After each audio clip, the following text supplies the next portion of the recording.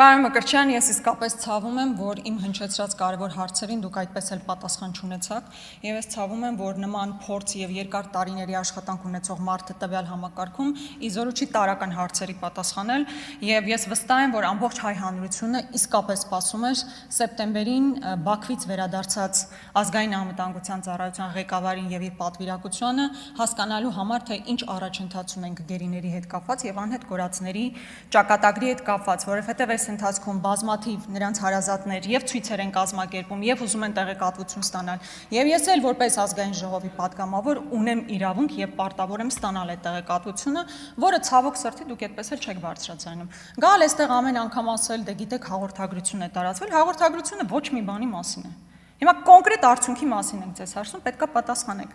Հաջորդը, քանի որ ազգային անվտանգության ծառայությունը այսօր դարձել է ուղղակի մահակ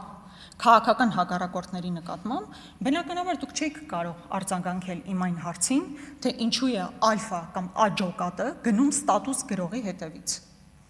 Ազգային անվտանգության ծառայության պատիվը հեղինակությունը չի կարելի այդքան իջացնել, որ ստատուսի համար ալֆա ջոկատ ուղարկես որևէ տեղ։ Հակատերորիստական գործողություն չէիք իրականացնում, պետական անվտանգության սպառնալիք չէիք չեզոքացնում, ընդհանրապես ստատուսի համար մարդուն ալֆա ջոկատ նրա հետևից ուղարկելը ուղղակի նշանակում է հարվածել հեղինակությունը ազգային անվտանգության ծառայության։